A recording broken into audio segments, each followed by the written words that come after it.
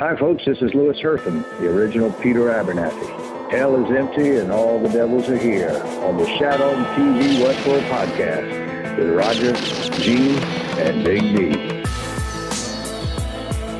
Welcome back to Shat on TV Westworld, the unofficial podcast companion piece to the hit HBO series Westworld. I'm one of your hosts, Ash, and alongside me is my co-host, Big D Dick Ebert. Good evening.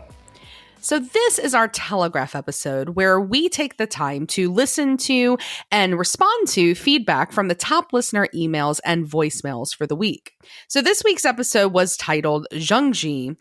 And, Big D, I have to say, one of the things that I have been really surprised by this season, and I don't know why, because it happens every single season with any TV show that we do, but with the copious amounts of emails and voicemails that we are getting in, and normally we'll get 20 on one topic and 2 random ones, but you guys have been so diverse in the emails and the topics and the things you want to talk about. I mean, I don't know about you, Big D, but I've been super inspired by our little Shat community here. I think it's great. And I think that people will double down. They'll go back, revisit previous theories. They will feed off someone else's theories. They do a lot of the research that helps us out. They'll pick it up on Reddit or other podcasts. And I think as a community, it makes the show much more enjoyable because the majority of this stuff, no one person can pick up. I don't care how smart you are. It's impossible to watch this show once through and understand it. And I think that's what hurts the show with their audience is that a lot of shows that are very popular, you can just watch in the background. You could sit down, cook dinner, eat. You don't have to pay attention. This show requires that you think and that you have supplemental material. Mm-hmm. So as a community, I know I enjoy the show more this way.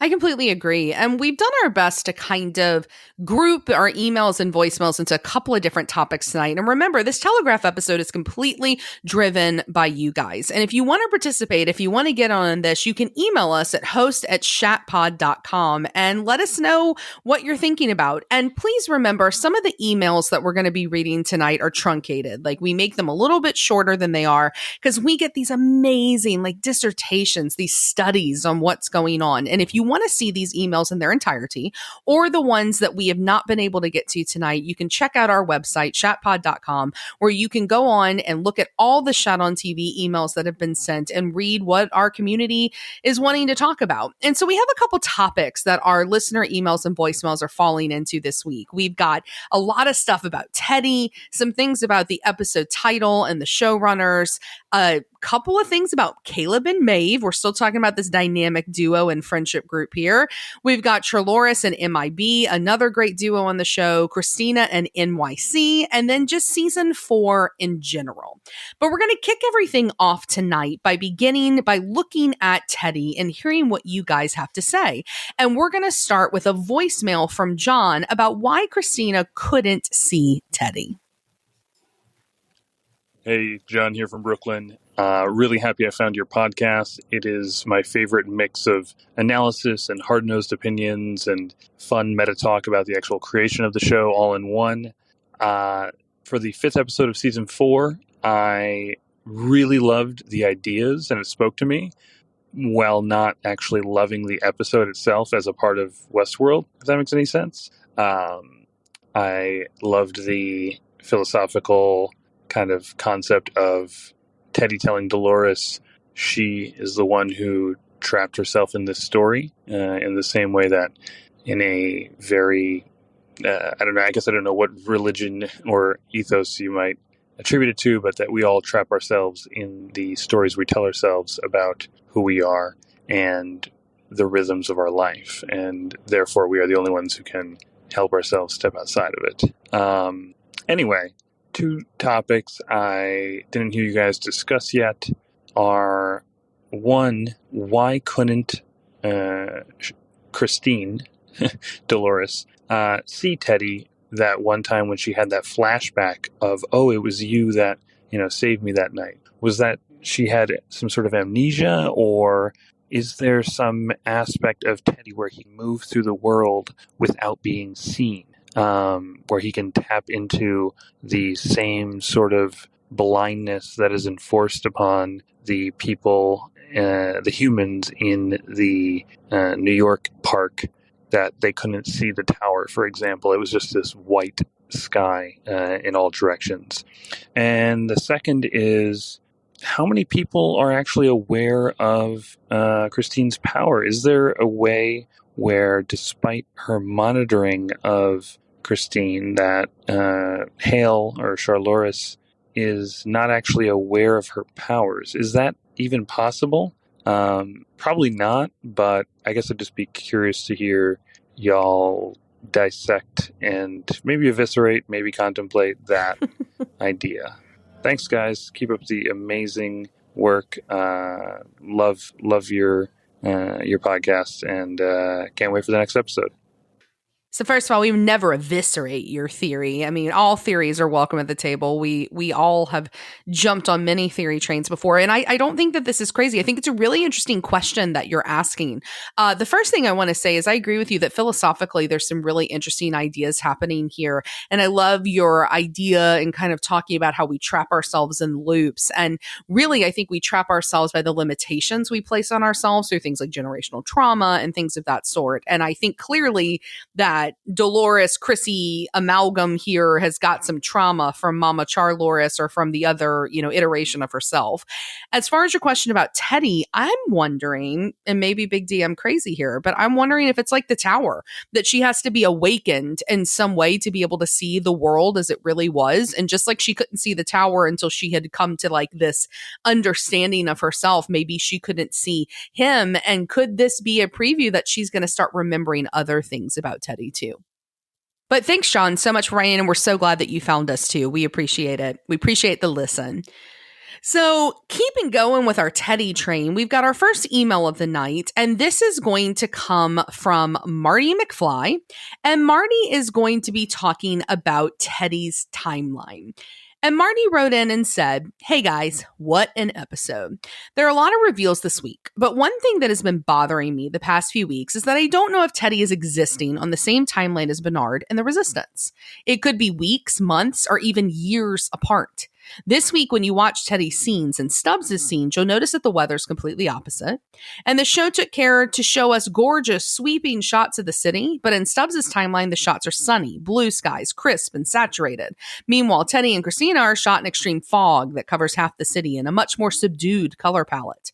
If these scenes needed to have the same weather for continuity, they would have ensured shoot days that had the same weather, but they don't. It's possible that the Teddy plant occurs by the Resistance, but weeks, months, years after Stubbs and crew go in to rescue the outlier. If not, then maybe the foggy weather was just symbolic to show that Christina wasn't awake yet. Come to think of it, have we ever seen Christina's city in the same lighting and color scheme as Stubbs' team did? I don't think so, but someone correct me if I'm wrong. Also, is Teddy even truly Teddy? I thought Bernard had a one-time entrance key to the Sublime, so I'm not sure he could have removed Teddy's consciousness from there. Is the weapon Maeve rebuilding Teddy the best she could, similar to Dolores building Bernard off of Arnold, and then sending Teddy into New York to awaken Christina and start the next rebellion? Cheers, Marty McFly. So, Marty, I love this email, and you got me thinking. In the deep dive, I listed options of Teddy. Then I said, okay, Teddy is A, B, C, D. I missed, what if Teddy does not exist? The show in the past has demonstrated relationships and conversations over multiple episodes and seasons that don't exist. A conversation between Dolores and Bernard in season 1 was actually Dolores becoming sentient, becoming aware. Bernard at a full season 2 with Dr. Ford.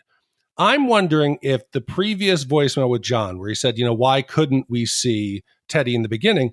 Maybe it's Dolores's memory still wasn't complete enough to put the pieces together. So I think it's an emotional awakening that we're going to find out Teddy is nowhere but within her head. Just like we've never seen the roommate out with anyone else, we've never seen Teddy interact necessarily with anybody else. This could very well be a conversation and a relationship solely within her head. And to address one thing about the weather, I think the weather, the gloomy, cloudy, is a representation of people not being able to see. Stubbs and the crew comes in, they're seeing everything as it is. But the clouds physically up in the sky, I think, represent the clouding of someone's vision, metaphorically. Yeah, I love that. And we'll have an answer to that if the sky clears up in the next few episodes now that she's been awakened. I really like that idea. Thanks so much, Marty, for writing in.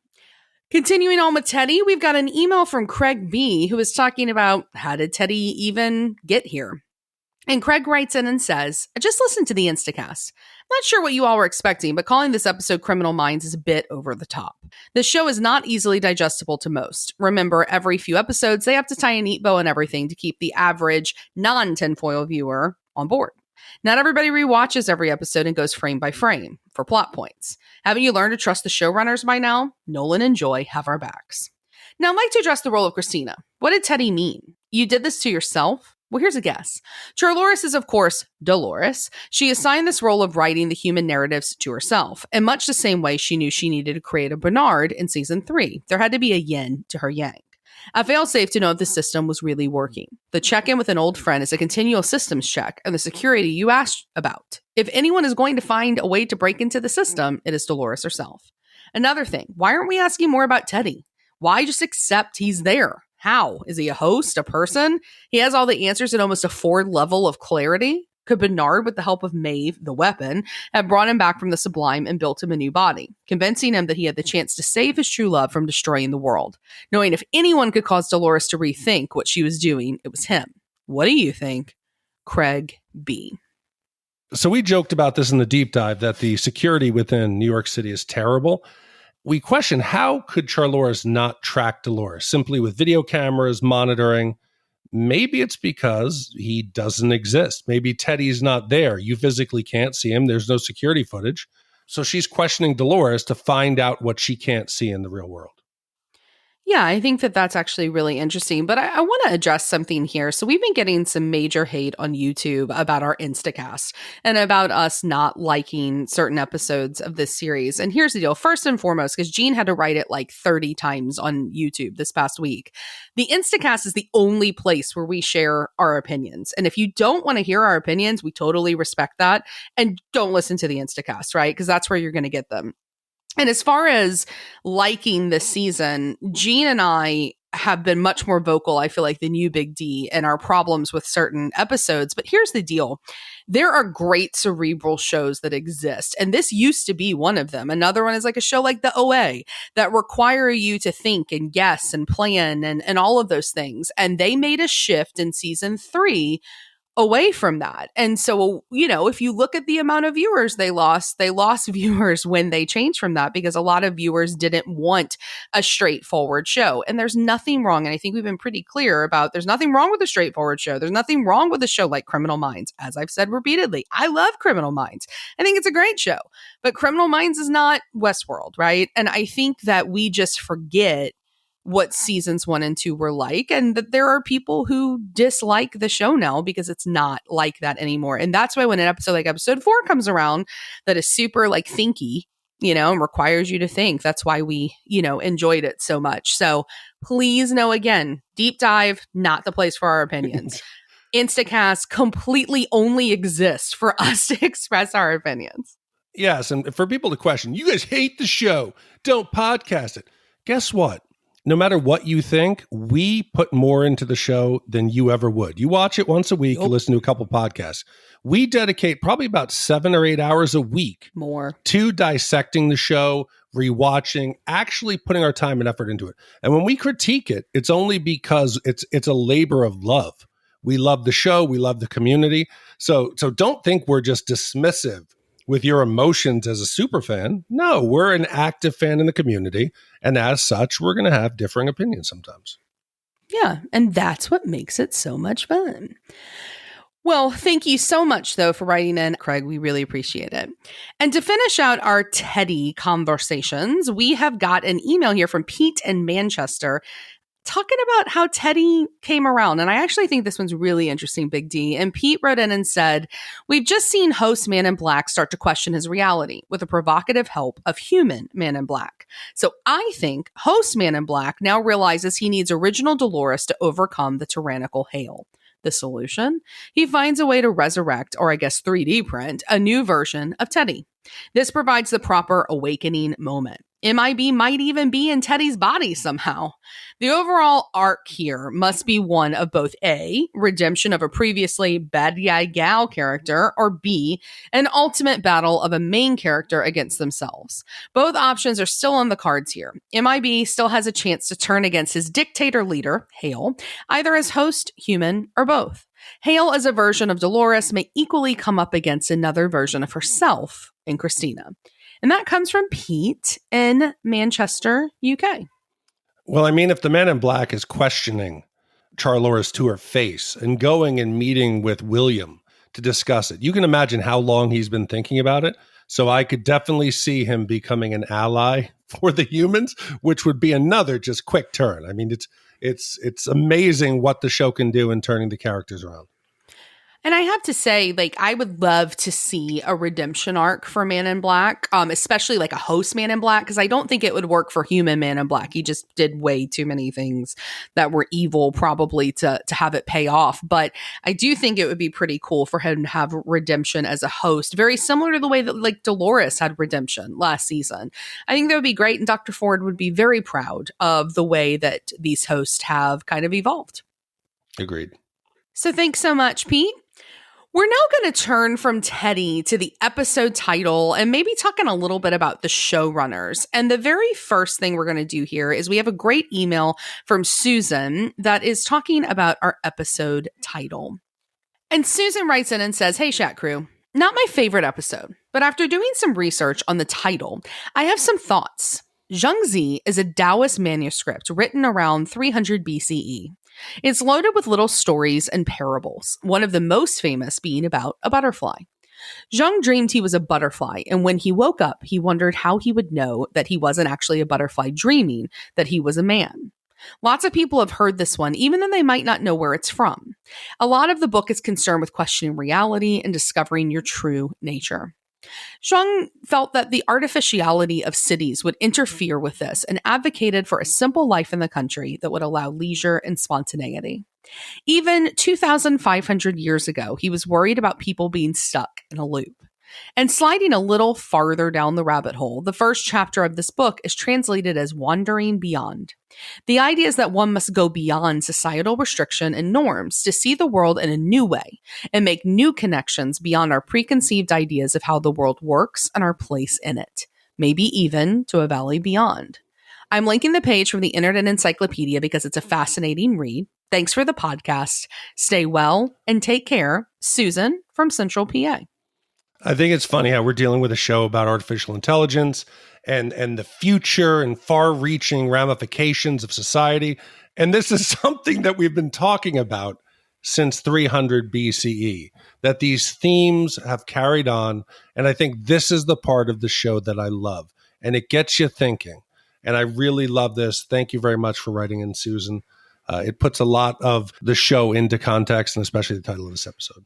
It absolutely does. And I love this whole idea of how will I know I'm not dreaming, right? How will I know consciousness? And I know Gene, who is on vacation right now in Michigan. I know, Gene, right now when you're listening, I can hear your eye roll from Michigan here.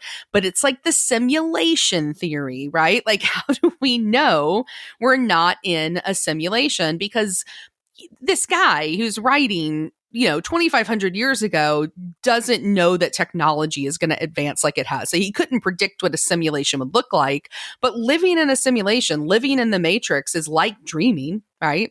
It's like an unconsciousness, a subconsciousness that we don't know exists because we assume it is consciousness. And I think that's really, really fascinating. So fantastic job here, Susan. You really made me think. And I now want to go read this original story because it sounds fascinating. So thanks again, Susan. Up next, we are going to go to a voicemail from Dan Lovejoy that is about the writers of Westworld. This is feedback for Westworld Season 4, Episode 5. So I was a little surprised that you guys disliked this episode so much in Instacast, but I do agree with you that the dance-off was self-indulgent. The human chair was especially self-indulgent and silly. And we kind of found that out when Lisa Joy mentioned that she's been wanting to do a human chair for quite a while. Well, sometimes when you're a writer, you have to kill your babies, as they say, because it sounded cool, but it was kind of silly in that context, and I don't think it really worked. It was kind of nice to have a break and an explanation, these things that we've been speculating on, be spelled out.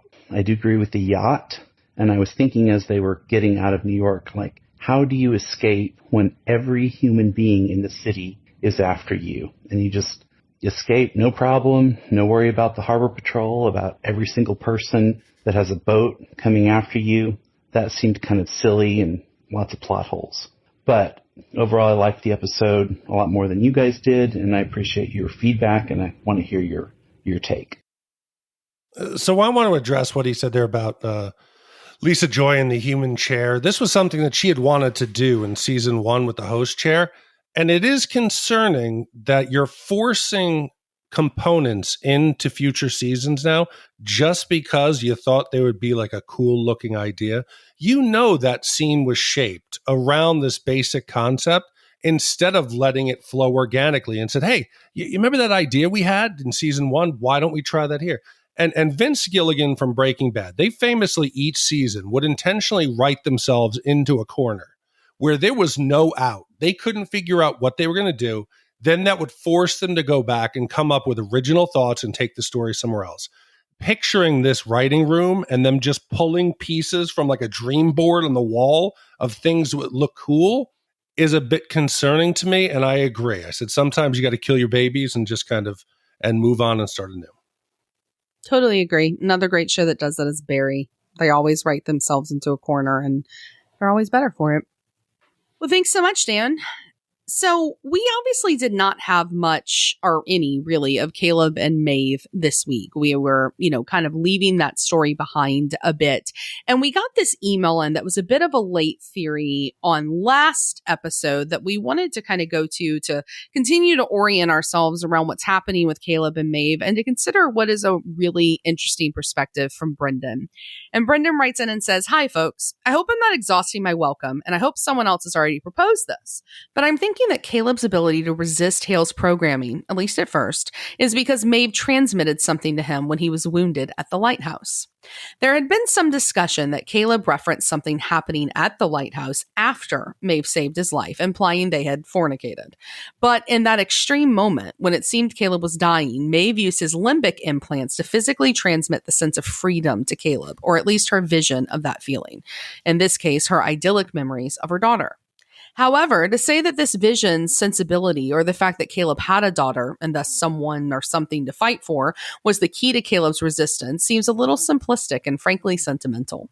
I think that Maeve also transmitted something technical that allowed Caleb to retain aspects of his outlier status and identity. After all, consider that despite the flies in the advanced tech, it's taken 237 or so iterations of Caleb to get it right. Or have they just broken or worn out 236 previous Caleb bots over the intervening decades? I'm looking forward to the lost episode that's just an hour of Aaron Paul listening to Roxy music and riding a stationary bike and being recycled after breaking down over and over and over again.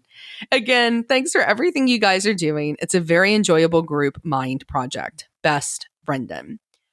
So, Brendan, I think that this is really important, what you're bringing up here, because we kind of glossed over in some way the fact that we've had this fidelity testing and that the fidelity testing has worked with Caleb.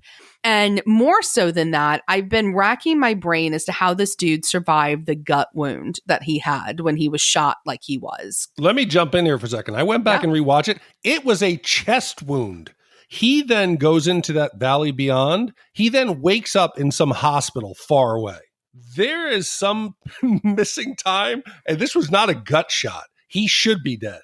Right. I mean, he should have bled out, right? Like it should have been he's coughing up blood before she taps in to his limbic system. And so I don't know necessarily if she's made him a stronger outlier. Because I do think that there's this connection between the outliers under Rehoboam and then the outliers with the new Charloris Power of the Tower thing we've got going on. But I do wonder if she transferred something to him that allowed him to heal or allowed him to survive. And that now that she's a weapon, is she connected to him? And is there a way for them to like combine host forces? And I am glad they didn't have sex because that would have been a weird plot point. Well, thanks again, Brendan. So now we're going to turn to Charloris and the Man in Black. And up first, we've got an email here from Richard Klein Jr. that's talking about, would Ford, our favorite character to go back to, would he be disappointed in Charloris and her behavior this season? And Richard writes in and says, I wanted to pose this question to you guys.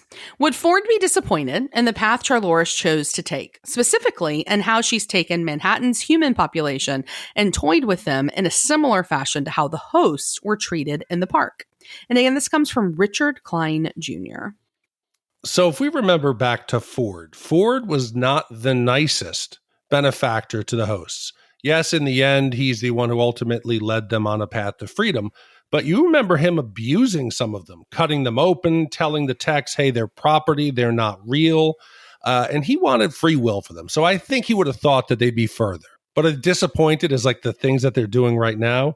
Not necessarily, but as a parent, you always want your kids to be as good as they can and achieve as much as possible. And I think in that way, he probably would wish they were further. Yeah, I think he would be disappointed, if anything, at their lack of evolution. I think from an evolutionary perspective, he wanted them to be better than what we were, and her doing the same things that we've done and, done to them as hosts. I think he would be disappointed in their lack of growth, let's say. Agreed. Well, thanks again, Richard. Up next, we have an email from Canada that is going to be talking about Ed Harris's performance in this episode. When Logan writes in and says, hey, Shat Crew, Logan from Canada here, fresh off the Instacast, and I gotta agree with your criticisms of the action in this show. It really is just eye-rollingly bad at times. But anyways, enough of that. I choose to see the beauty in this world. The highlight of this episode for me was Ed Harris. Host William on the rooftop with the outlier. Those emotions that we can see run through Host William's face is amazing. Then later on, there's the conversation between host and human William. The human is cold and dead-eyed, while the host has an almost childlike fear and uncertainty to him. When they talk about this virus infecting the host, I don't think it's literal. Often things aren't on this show. I think really the virus is developing empathy for a group of human beings they previously viewed as lesser. They are confronted with the cruelty that they are doing. What's so great about being a god if you can't escape the guilt of what you've done? All in all, I enjoyed the episode. To cap it off with a callback, and you may cover this in the deep dive, but I guess when Christina visited the mental health facility earlier in this season, she really did command those workers to leave. Interested to see what you have to say about this stuff. Thanks for the time, Logan from Canada. I completely agree with you, Logan. I think Ed Harris is such a phenomenal actor. I think he is so incredibly good in this series, and I think he holds a lot of this series on his back. He and Jeffrey Wright, especially. I think the two of them are just so damn good.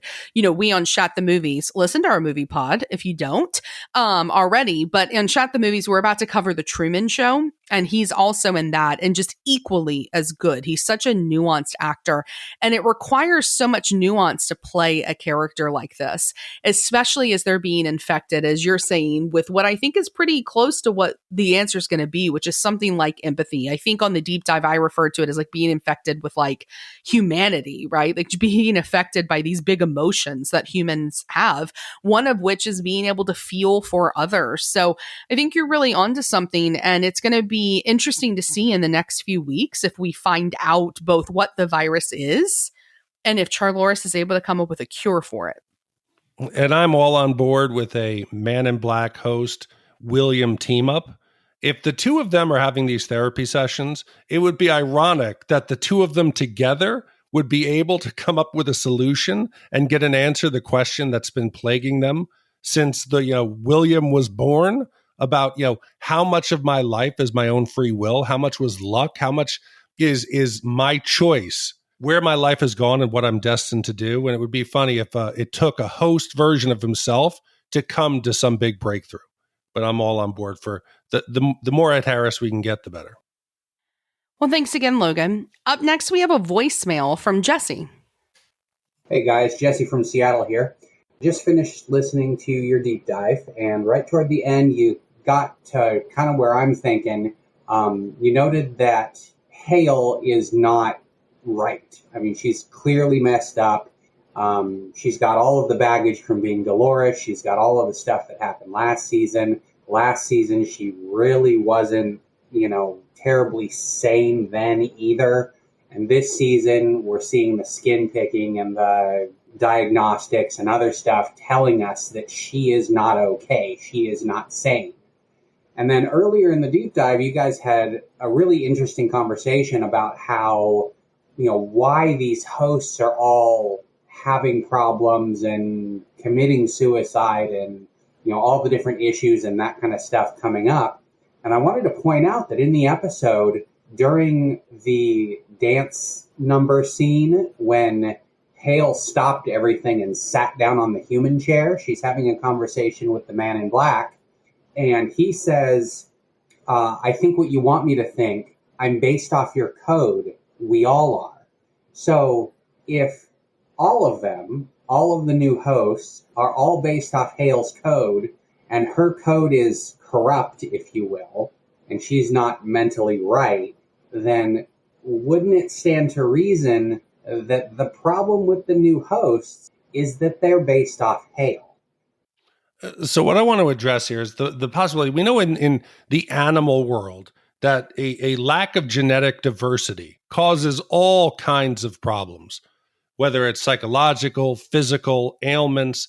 That could be the problem here with the host, that maybe, yes, Hale is screwed up. And if she's basing all future copies on herself, they're bound to have major problems. I don't think when the park or when Ford intended for them to be free, that it was going to be all copies of this one generation. I think that's a thought it's logical. If she's screwed up, everything that follows would be screwed up. You need to come up with some diversity within the host class. Absolutely. Thanks so much, Jesse. So now we're going to turn to Christina and NYC. And up first, we've got an email from Maria. And Maria says, hey, so it's all about the human connection, the bond formed between people to trust and feel valued and seen. According to Maslow's hierarchy, love and belongingness are the most important needs after physical and environmental needs are met.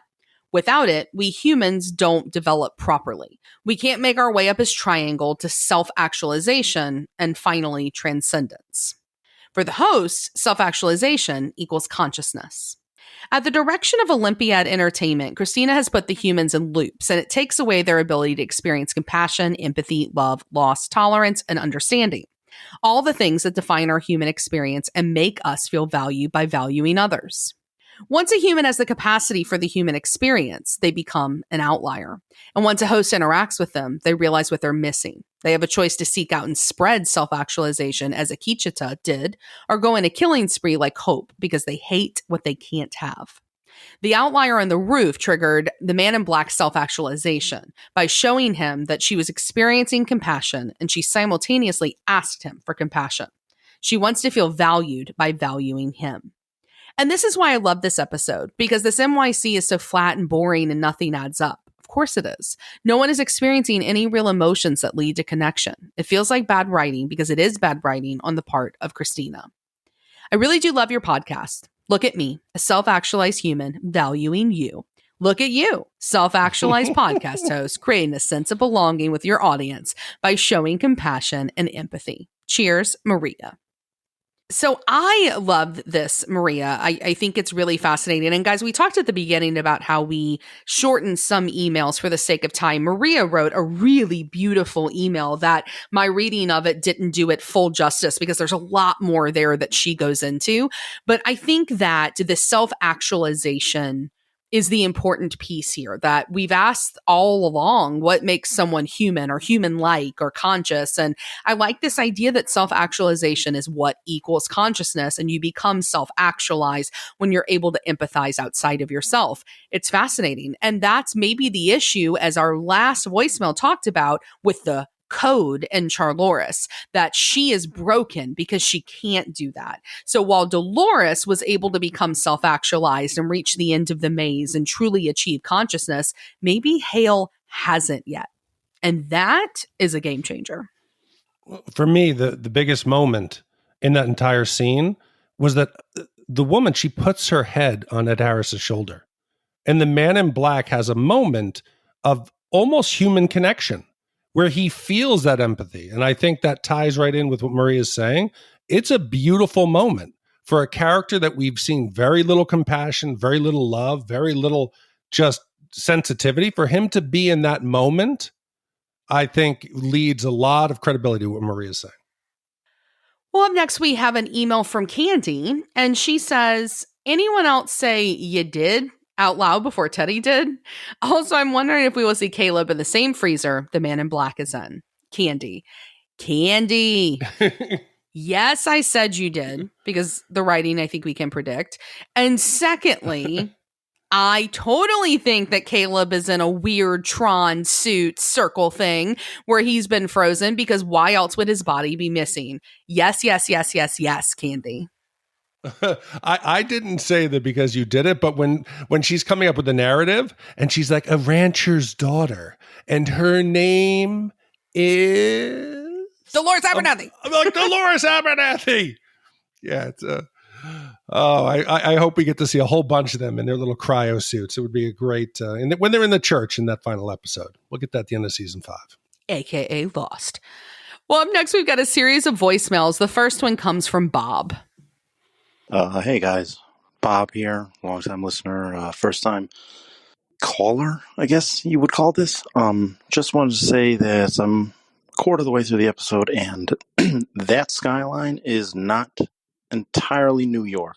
That building that looks like a can opener, that's in Shanghai. So something fishy is going on here. That's all I wanted to say. Love the pod. So, Bob, I figure there's got to be a couple reasons for this. One, it could be that it's a park. It could be intentional. But also, I mean, I do think the skyline would change over these years, right? Like, I mean, the skyline of New York today is vastly different than the skyline from when I was a kid. So I don't know if it's intentional or not, but it is Westworld. So I think you might be onto something. But yeah, I think the fact that it is an existing building, it's not just showing development of some new cool architecture. A lot of the buildings that they show in the city that are like future tech are actually there. So if it is an amalgamation of the two different cities, I think it would lead some credence that maybe this is not physically the New York City or New York that we know. But nothing in the show is done by chance. I mean, just watch the behind the scenes stuff and you know the detail that they put in the show. They would not just throw a random copy of an existing building without trying to tell us something. Well, thanks, Bob. Up next, we have one from Chazworld. Good evening, ladies and gents. Quick question for you guys. Do hosts wash? Do they need to eat? Because Stubbs was hungry and Christina doesn't wash when she gets up. She just puts her clothes on. Either robots are very nasty or she's a human who's disgusting. Please answer that question when you guys get a chance. Thank you. So I think they eat because they have the compulsion to do things that are human. I think that's the only reason why. And maybe they get some pleasure out of it the same way that human beings do. I hope they do because food's delicious. As far as washing, I think like Gene had said, I don't remember if it was on this week's deep dive or another, but he was like, we also don't see the host take a shit and we don't see them do all these things. I think we may just not see her shower routine. I know that her roommate comes out, and she's got her nice PJs on. And I hope they take showers. Otherwise, I agree with you. They'd be pretty nasty. But I think the Stubbs version, that host, he was meant to blend in. So it makes sense that he was programmed to eat. But if you're truly evolving and transcending and you're eventually going to leave your physical form, if they've coded in the desire to eat and drink, I think, again, you're setting yourself up for problems. You're creating just a ghost in the machine that could do no good but help these hosts have some kind of internal conflict. Well, thanks so much, Chazworld. And our final voicemail for this section on Christina comes from Ken L. What's up, Shat hosts? It's Ken L again, and I'm doubling down. Hail is Christina. Now, last week, I called in and explained why narratively I think it makes sense for Christina to actually be Hail, inserted into her new world, to actually enjoy the benefits of her victory over humanity. This latest episode adds a lot of subtle, if not definitive, support for my theory. And just as importantly, we've still seen nothing that can prove this theory wrong. So here's some support. Some of the main support for the Christina is Hail theory comes from the writers themselves. The choice of the name Christina is a direct allusion to Andrew Wyeth's painting Christina's World. This is an obvious reference that everyone's caught on to, and what's more is Jonathan Nolan himself has named the painting as one of the inspirations for Dolores in a 2016 interview with Entertainment Weekly.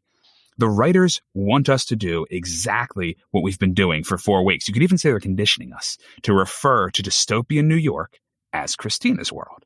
Then, in a subtle but important shift in verbiage that you guys picked up on, when Hale gloats to Caleb that she's won over humanity, she proudly says, "Welcome to my world." Whose world? Well, Hale's talking, but the writers have been implying it is Christina's world all season. If Hale and Christina are one and the same, this is one hell of a hint. Not only does the dialogue support the Christina is Hale theory, but the setting does too. Why is it that on the one day Christina's off for loop and sleeps in, it's gloomy and rainy all over the city of New York? Now, of course, using the setting to evoke a mood of a scene is a common writing or film technique. But this is Westworld. Every detail counts. And every other day in dystopian New York has been sunny and beautiful. It's not unthinkable that Hale as Christina would still have control to some degree over Christina's world embedded in her. Again, Hale tells us this is her world. So when Christina starts to spiral, the glue that holds the world together starts to come apart. And remember, just like Delos, the weather could be controlled in the park, so we're seeing something similar here. Christina starts to slide, the weather starts to slide. Why? Because Christina is Hale and is ultimately in control. So I did a little research there on the Andrew Wyeth Christina's World painting. So it is based on a woman who was a neighbor of Andrew Wyeth named Anna Christina Olsen, and she had a degenerative muscular issue where she couldn't walk. And the painting is of her like on the ground looking at her house, and it looks like she's helpless. She's trapped. And I guess he painted it because he saw her stuck on this farm, this plot of land, which was all she knew. She couldn't travel beyond it. She felt trapped. And he was showing just how this small world and how she couldn't go beyond, that she can't break free from it, her closed loop or closed system that they said, that this is a walled garden. So whereas we had the farmland in the painting, here you got the city. It's again, it's the details that they put into. This is the stuff I like them planning ahead and getting us to talk about, as opposed to human or host chairs. More of this, less host chairs. Agreed. Thanks, Kennel. Well, we're going to wrap up all of this with just some comments and emails and one voicemail about just season 4 in general. And the first one is going to be about the fact that this season's only 8 episodes long. And this is going to come from Brian. And he says, "Hey, Shat Crew. Is anyone else getting a little tired with premium series doing just 6 to 8 episodes every few years? This season's Westworld will be 8 episodes, and I'm enjoying it, but I feel like there's so much to cover, it already feels rushed. The Boys was just 8 episodes. Great season, but it felt rushed. Game of Thrones went from 10 to 7 episodes, then 6 in its last season, but at least most of those were supersized. Thankfully, Better Call Saul is 13 episodes in its final season, although the season was split into 2 parts, separated by a few weeks. The 10-episode model works well, but going less than that, especially when you take 2 years off in between seasons, is getting a little annoying. I don't consider myself spoiled by the 22 episodes most commercial TV does. I grew up in an era where shows did 13 episodes a year. Then you got 2 repeats and burning off pilots in the 4th slot in the summer. Did The Walking Dead make this acceptable when it started splitting its seasons into 2 parts with a few months in between? I'm not sure, but it's starting to get a little frustrating. I'm all for quality over quantity, but I think they're getting carried away. Anyway, despite my bitching, I'm enjoying the season and the pods you're putting out. Brian. I completely agree. I don't think there's anyone who would question, if we had gotten 10 episodes for the final 2 seasons of Game of Thrones, that the product would have been better. Yeah, I agree. And although I will say I rewatched all of Game of Thrones recently to get ready for House of the Dragon, and it wasn't as bad on rewatch as we all remember. I'll just throw that out there. But I agree with you 100%. I like a 10-episode season. I think it's a really round, robust way to approach these stories. And I think this season, if they could have slowed down a bit and given us an extra 2, I think we'd be looking at a different quality product here. Agreed. Well, up next, we got one from Emma, who wrote in to say thanks. Hi, Ash, Big D, and Jean. I just want to let you know that it's an absolute blast to listen to you every week. I originally found you because I was rewatching all of Game of Thrones in preparation for the last season, and since then have listened to every episode of Westworld and am working my way through the movies. I am not a person who finds little hidden clues on things or have theories of my own, partially because everyone I know had given up on Westworld by season 2. And listening to you makes watching this show a true experience, makes it more than just a show. I usually don't watch Westworld on Sunday nights, and sometimes a couple episodes pile up, but I try to control myself and not watch the next episode until I have listened to your opinions and discussions. I look forward to hearing what you have to say as soon as I finish an episode. I guess that's the equivalent of discussing it with my friends. I also love that your personalities fit so well together. It's like listening to siblings argue. Anyway, thank you so much for taking the time to do this. Take care, Emma. Well, Emma, we appreciate you. We are so glad that you listen.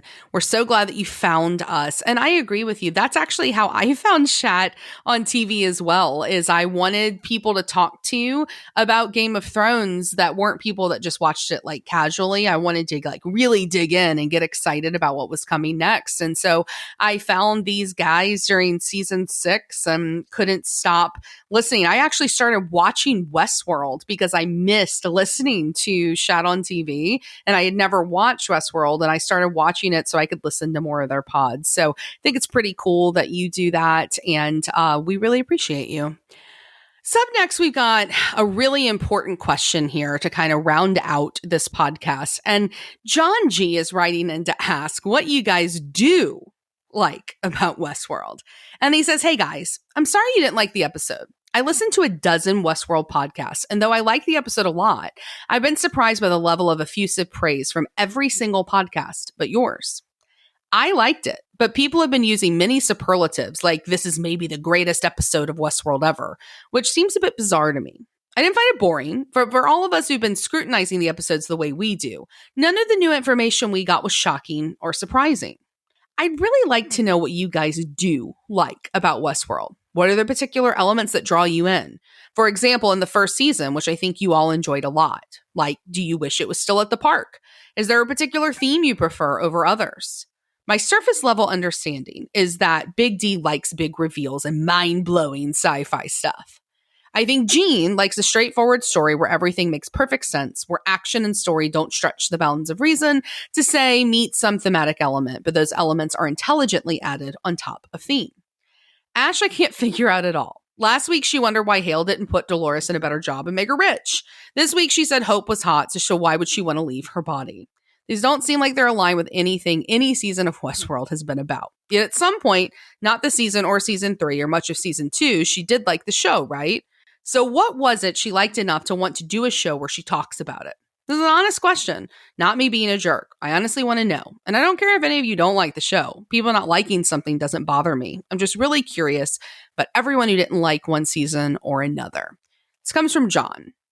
And so I want to say, I think that what's really interesting and always has been interesting for me, this happened to us on Lovecraft Country.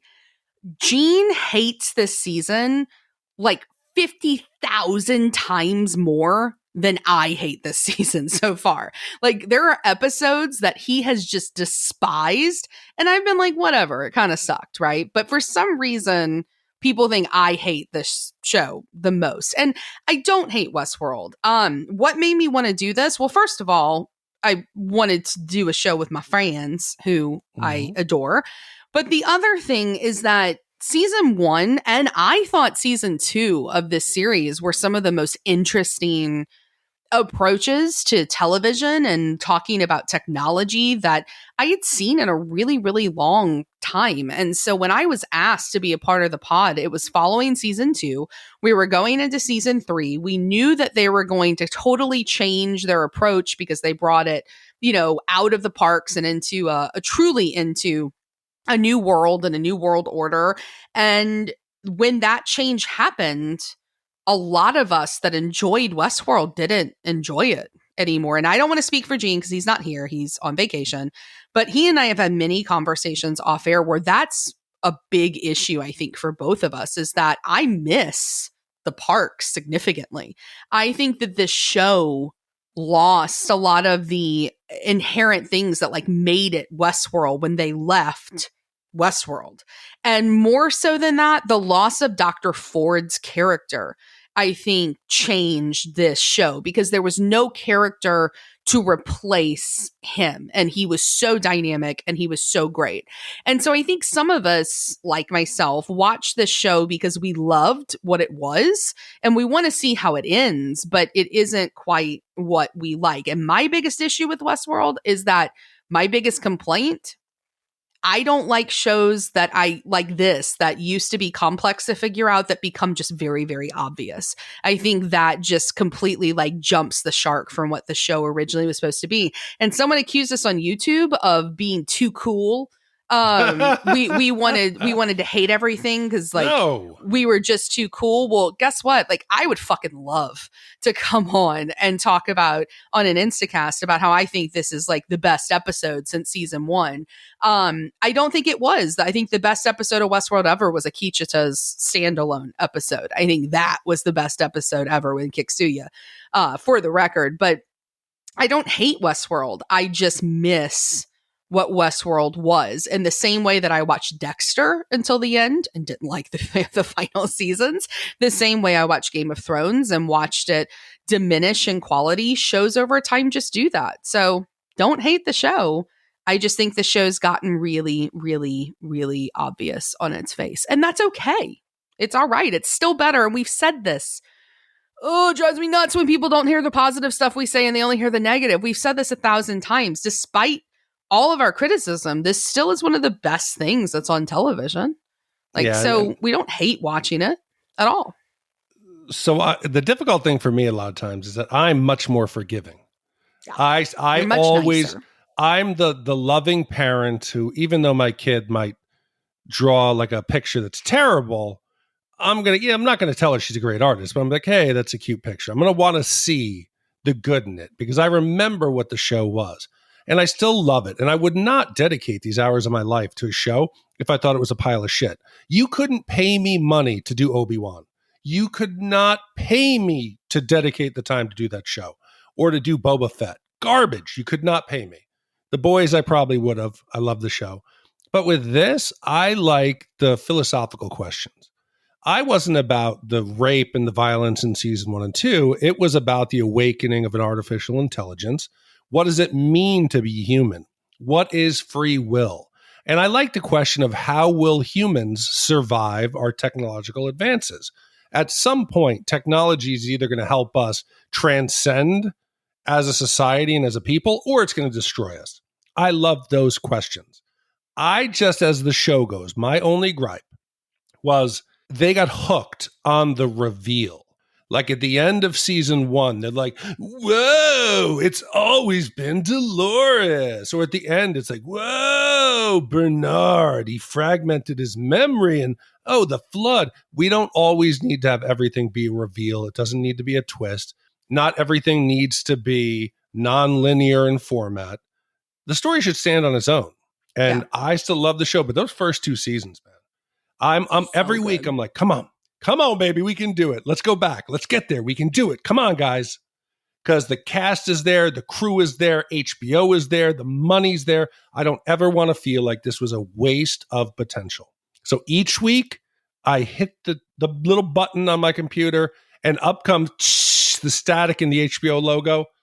And I'm thinking I'm going to go back to season 1 or season 2. So if we're ever negative, it's out of hope and love, not hate and despair.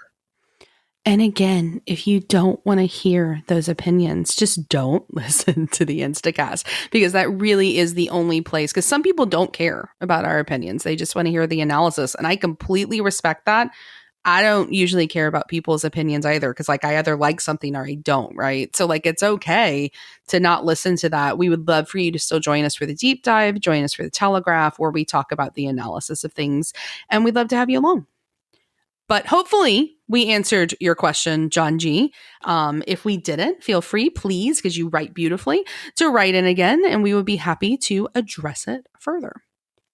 Well, again, thank you so much to all of our email authors and our voicemail leavers this week. We really appreciate each of you. You make us think, and that is the greatest gift because we like doing it with this show. So please keep them coming. As we're sitting here recording, we've had another couple of emails come in. So we love that. Keep them coming all throughout the week, and we will be happy to read them, respond to them, and hopefully get them on our next Telegraph. But that concludes this week's episode of Shat on TV Westworld. Be sure to follow us on social media and share with a friend. We're on Twitter, Snapchat, and Instagram at Shat on TV. On Facebook, search for Shat on TV Podcast. You can go to our website at shatpod.com/TV. You can email us at host@shatontv.com.